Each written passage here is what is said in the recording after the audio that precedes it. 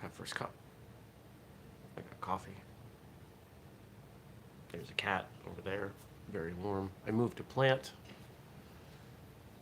because it didn't seem happy where it was. And now we're ready for a show. In 3, 2, 1. Good morning, everybody. Welcome. Today is Wednesday. It's December 23rd, 2020. My name is Jeremy, and this is my first cup of coffee.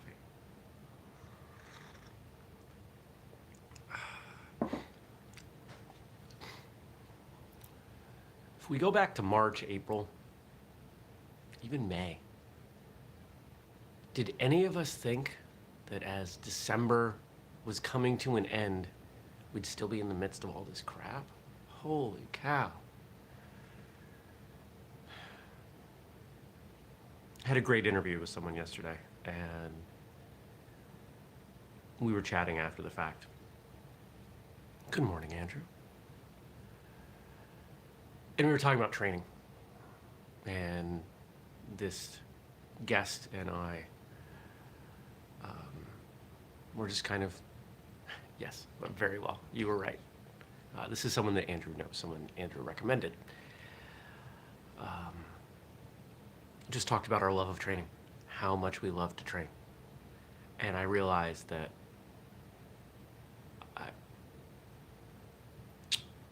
prior to this year, I was training a less than I would like to amount, but it was okay. Not training nearly enough this year. I'm punching a lot of walls, kicking the fridge, kicking the stand-up. Like, I'm just punching and kicking stuff around. I haven't blocked anybody's punch or kick in at least 9 months. I'm losing my mind here. I miss it.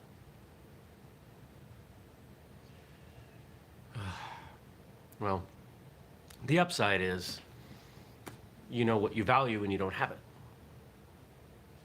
I don't have classes. I don't have real training. I miss it.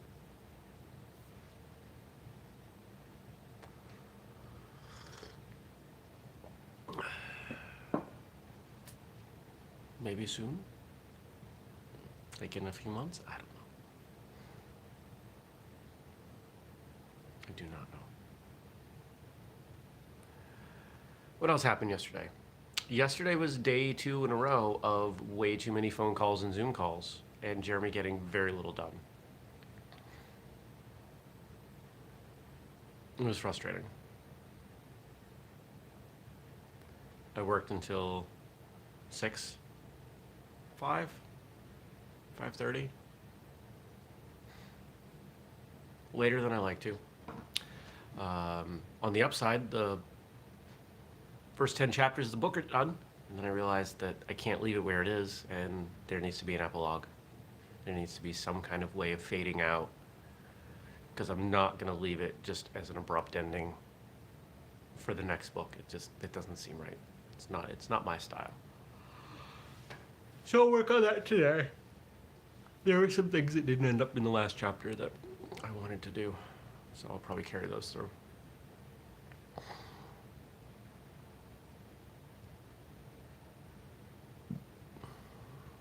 What else happened? Watch some TV. I didn't leave the house. By the time I was done with everything I needed to do, it was 6 o'clock, and I didn't feel like going to bed at 9:30. Andrew says, we did episodes. We did do episodes. We did a couple great episodes, actually. I really enjoyed them. We're getting into a groove, my friend.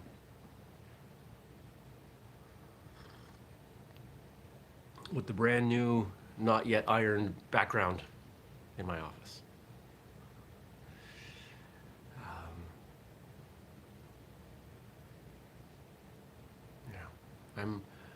I'm feeling restless. I'm feeling very restless. I've been waking up with anxiety. That doesn't usually happen. The anxiety usually comes sometime mid-morning when I realize how much I have to do. With this, before I'm even awake, I'm anxious. I don't like it. And I'm not sure what it is.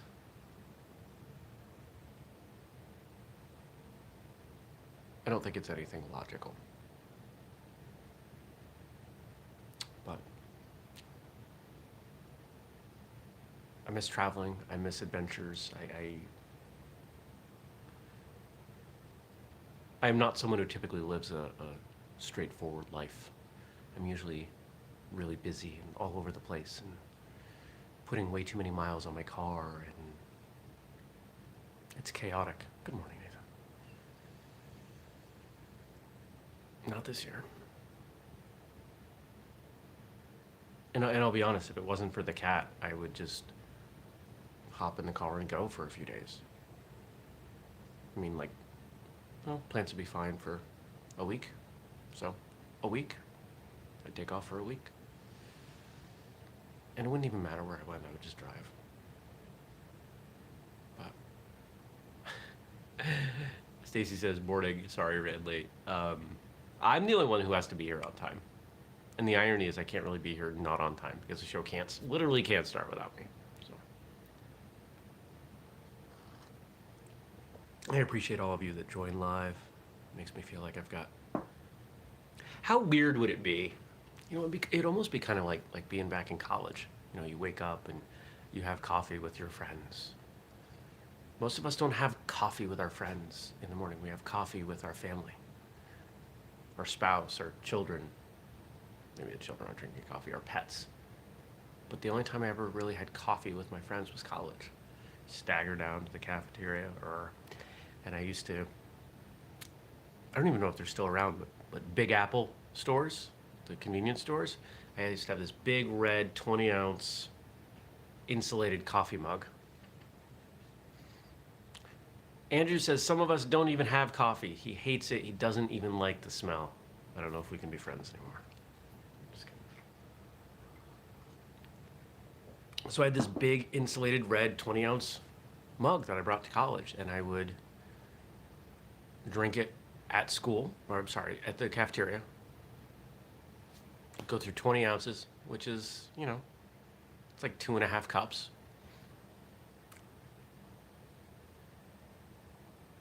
And then I bring another 20 ounces to my first class. I drink tea, I just don't like tea for the morning. I like coffee for the morning. And then at lunch I would have another 20 ounces. Now the lunch 20 ounces came towards the end of freshman year. That's 60 ounces of coffee. That's also known as nearly half a gallon. It was too much. And that, Gabe says he likes the smell but not the taste. And that was why summer after my freshman year of college, I stopped. I limited myself to, I was working in a restaurant, to 1 soda a day. I would have 1 Mountain Dew. I didn't know how bad Mountain Dew was for me back then. Don't worry. I don't touch that stuff. Well, rarely touch that stuff now. I have it just often enough to remind me I don't like it. I don't like how it makes me feel. But I cut way back on caffeine. I think I was pescatarian that summer. Not for ethical choices, but because of I thought that was a good way to lose weight. I put on like 20 pounds freshman year of college. It was not muscle.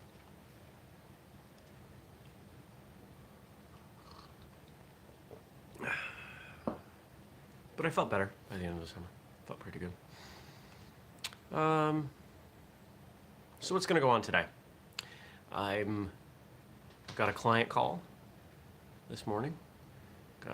Got clients that are this client has some communication issues between ownership and staff, and so I'm going to kind of not quite mediate, but we're going to have a meeting about communication, see if we can establish some policies that will make everybody's lives easier.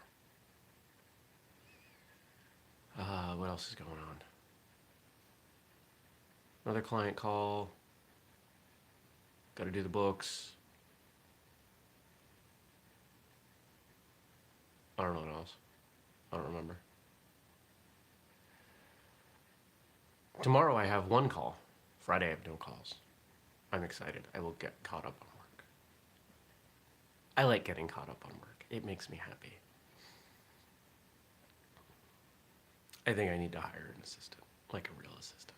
But I don't know what they would do. I don't know how to pay for them. But it's still what I think I need.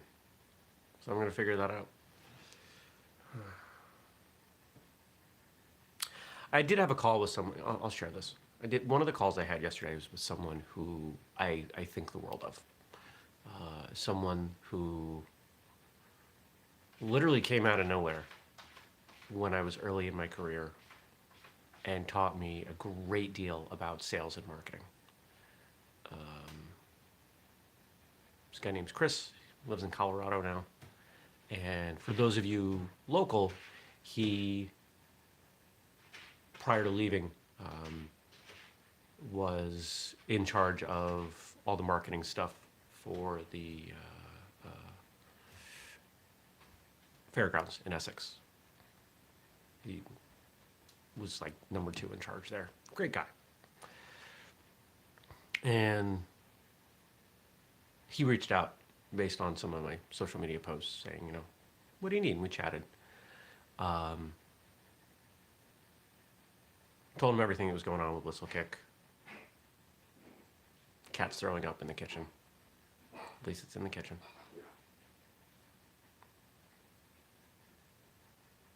Give me a second, I'm just listening to make sure she's all right.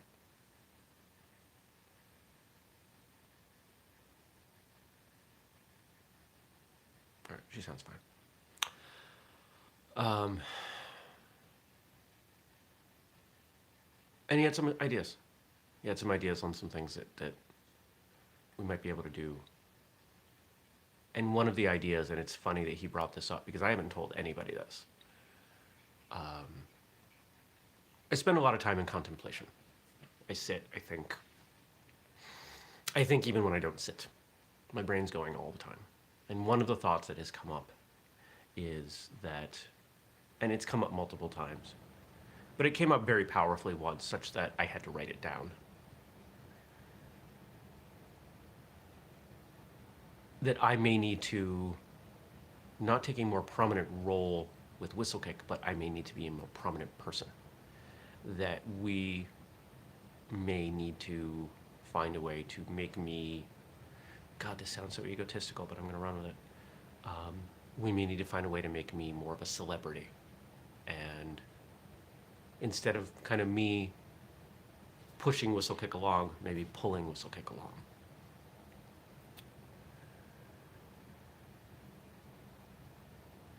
And that's going to force it's going to require a lot of growth on my part to handle that, because that is not something that I am comfortable with. Which I know might sound weird here on a YouTube show, as someone who hosts a podcast, who's going to be hosting another podcast, who will basically take any media appearance given, but it's always been in service to whistlekick. And so would this be, but it would still be different. And so that's what I'm sharing with you, because I try to share real stuff with you. If you're going to come, if you're going to show up early in the morning, I think you deserve the real stuff. And we got some stuff here. We got stuff here today from John and from Frank. I'm going to start with John's question. As you mentioned, this was yesterday, Willie Nelson practices Taekwondo, in which he holds a 2nd degree black belt. Does anybody know what other Korean martial art Mr. Nelson practices and holds a 5th degree black belt in? I did not know he trained in anything else. My guess, if it's Korean, right, the statistics would be either Hapkido or Tang Sudo. It could also be if he happened to become friends with Chuck Norris at some point, as they are both celebrities, entertainers, Could be Chuck Kwon Do, which for those of you who don't know, that is what Chuck Norris named his martial art. I've known a few Chuck Kwon Do black belts. Haven't seen them in years, but met some through Bill Wallace. People who started training with Chuck Norris like before people knew who Chuck Norris was. So that was kind of cool.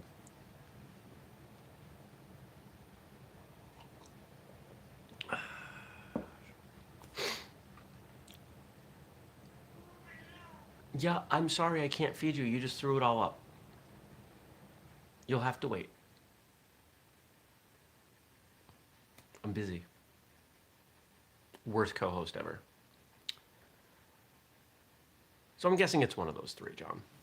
But if I had to pick one, I would say Tang Sudo.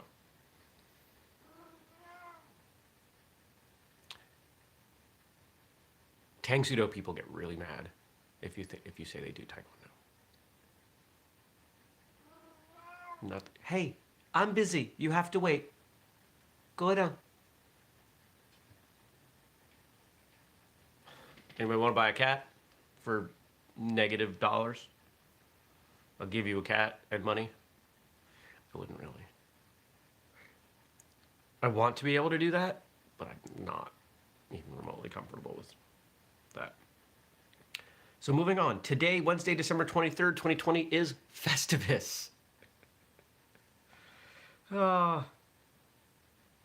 there any mention in here of the origin of Festivus? No. Okay. So, Festivus, for those of you who don't know.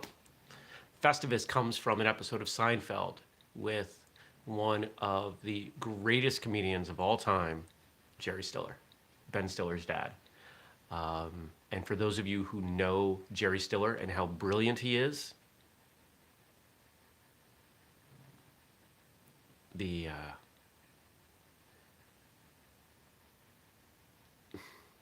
Ben Stiller did not get his dad's talent. I am not a Ben Stiller fan. I think he does okay sometimes. Jerry Stiller is brilliant. Ben Stiller is okay. And if you've never watched Seinfeld, the only parts you really need to watch, if you want to like do the Cliff Note versions of Seinfeld, just the scenes that Jerry Stiller's in. Because while it's a great show, Jerry Stiller. Some comments took a minute to roll in here. Stacy says, I'd meet up for a morning coffee tea smoothie on the other side of this. A holiday for the rest of us. Yes, Festivus, the holiday for the rest of us. Jerry Stiller's character invents Festivus.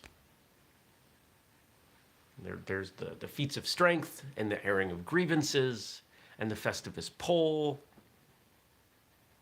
And Kramer really gets into it. Michael Richards. It's a good show. It's funny. Speaking of comedians, I spent close to 90 minutes on the phone with a comedian friend of mine yesterday, Eddie, because I've been doing some work for Eddie, and I said, all right, it's been a couple months. It's time that we revisit this. It's not doing what you want it to do. And bottom line, this guy has a podcast, and it's a top level podcast. It's a good show, and but it's in this awkward place that he puts a lot of time in for not a lot of money. So does he dial back the time so the money is more appropriate, or does he put in more time and elevate it more? So that's what we were talking about. But of course, like most comedians, he takes tangents, and so do I. So between the two of us, there's a lot of tangents, and our 90-minute conversation probably could have been 15, but that's okay. He's a good dude. Knows everybody, like everybody. He's on like a texting basis with all the comedians you know. That's how high level he is. All right, a Festivus for the rest of us. If you're someone who doesn't like the commercialism of the Christmas season, you are going to love Festivus. After all, there is no denying that a lot of us can feel under pressure during the festive period. It is the most expensive time of the year, and this can put a lot of financial strain on people. So it's great to have a day that is the opposite of this instead. That's from daysoftheyear.com. And then we have quotes here around Christmas, because I don't know if there are any Festivus quotes. Christmas is the spirit of giving without a thought of getting. It is happiness because we see joy in people. It is forgetting self and finding time for others.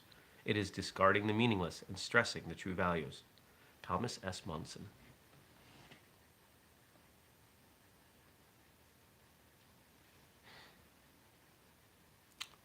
I just pet the cat. Yeah, you're going to have to wait.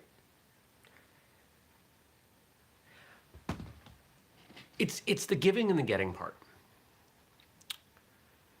If you give a gift and you expect anything in return, it is not a gift, it is a trade. One of the things that drives me nuts is when people give something to someone and they expect something in return. Now it's an obligation. You've given me an obligation. And that's not a gift. That's a gift can only be given freely and without expectation of something in return. Otherwise, it is not a gift. That is the definition of a gift. I give you something. Here is a thing. Here is a service. Here is a sentiment. I am giving this to you. If there's anything, if I'm requiring anything in exchange, even expecting something, it's not a gift. And this is really hard for us because we were taught as kids that gifts need to be reciprocated and thanked and notes and everything. But there's a nuance in there that I think is really important. I've given plenty of gifts that weren't reciprocated. And when I was younger, it felt awkward. It felt uncomfortable. But as I've gotten older, I've realized, you know what? It doesn't matter. I did receive joy in giving that gift because I think that this gift is something this person or these people will value. I'm good with that. Andrew says, don't give me work. Yeah. It's kind of like there's a Jim Gaffigan bit where he's talking about people giving you clothes. It's like, oh, well, if you don't like it, you can take it back. Oh, thanks. You gave me an errand.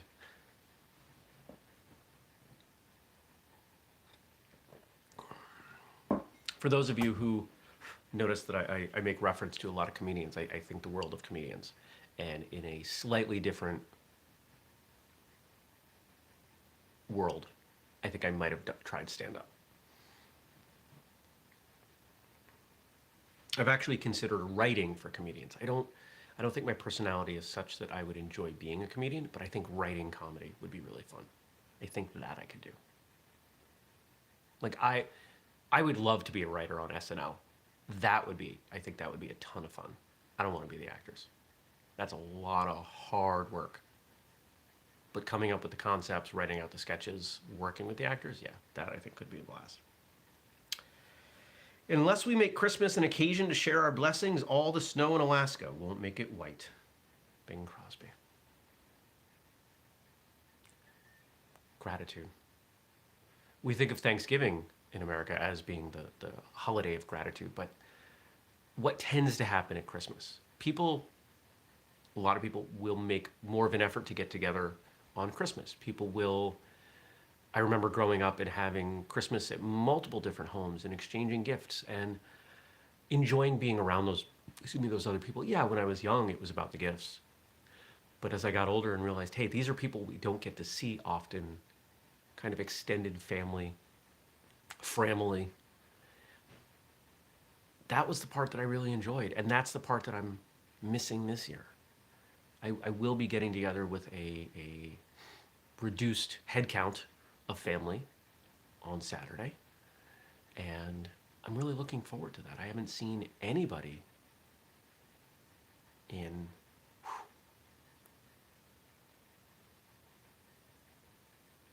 3 months. I haven't seen any of them. You know, we have a family text that goes, but Susie, you gotta wait. Like 5 minutes. She's staring at me. She makes weird noises.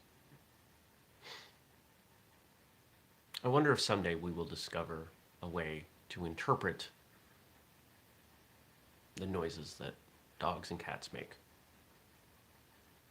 Because there's different tone. Like they're saying something. What are they saying? I don't know. I have no idea.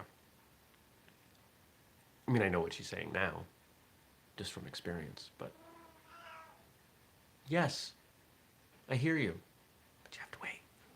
She's coming over. Can you hear that? This is my life. This is what an assistant could do.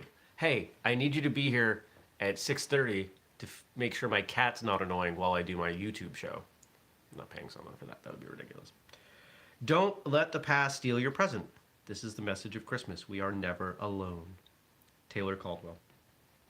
Christmas is such an interesting holiday because it is both a religious holiday and an important religious holiday, depending on your beliefs, but it's also a very important cultural holiday. And it can be both.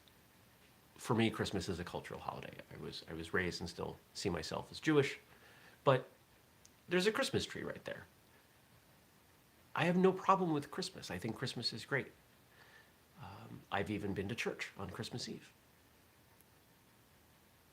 It's hard to separate Christmas from society. It's a holiday that a lot of people value, and I'm just gonna go along with it because why not? What's wrong with giving gifts and trees and family and hanging out and, at least in theory, a day off from work for those that have a day off from work. I think most people have the day off this year. I think we've done away with enough of the retail stuff this year. And then Thanksgiving, a lot of people had off, even in retail. And then finally, I once bought my kids a set of batteries for Christmas with a note on it saying, "Toys not included." Bernard Manning. That's funny.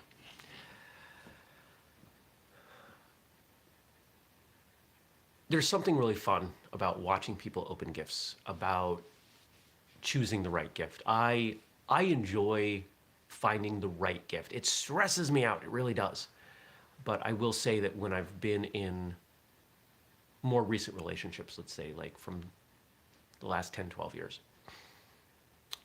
most of the time I was pretty good. I've given gifts that make people cry. I've given gifts, like I'm thinking of one in particular right now. It's the best gift I ever gave. And I am 99% confident that that gift is still being displayed because of the emotional symbolism. It wasn't about me. It was about her and something that had happened in her life. And I really try to give good gifts. But I've also given funny gifts. We've all done the, hey, let's take the small thing and wrap it in a big box, or the nested Russian dolls, bunch of boxes. I enjoy that. I think the experience of opening the gift is fun. For family, because the family kept growing, we don't give gifts to everybody now. We do Secret Santa. And Mom organized it, and there was this online thing where it would automatically assign names, and then it would let you do like kind of an Amazon wish list, and it would order right from Amazon. It was a cool setup. And so my gifts came in like a month ago. But whoever in the family got me didn't tell Amazon to wrap them. So I opened them and went, oops, here's my presents. So I know what I got. But I haven't used them or opened them. They're sitting on the counter, and I'm debating wrapping them for myself for Saturday. I was scolded for opening the box from Amazon, but I get like 2 boxes a day from Amazon. How was I gonna know? I didn't know it was in that box. Nobody told me. So, all right. And this brings another episode of First Cup to a close. I want to thank you all for watching, for coming by, for keeping me company while I drink some coffee and yell at the cat. If you have questions, comments, things that you want me to talk about in tomorrow's episode, leave them in the comment section once the episode closes, and I'll respond to those tomorrow. If you are new, please subscribe, turn on notifications. We got stuff coming at you from Whistlekick all the time. And we do the show every weekday, 6:30 a.m. Eastern here on YouTube. No episode on Friday for Christmas. I'm gonna sleep in. I hope you have a fantastic day, and I will see you back here tomorrow. Take care, everybody. Peace.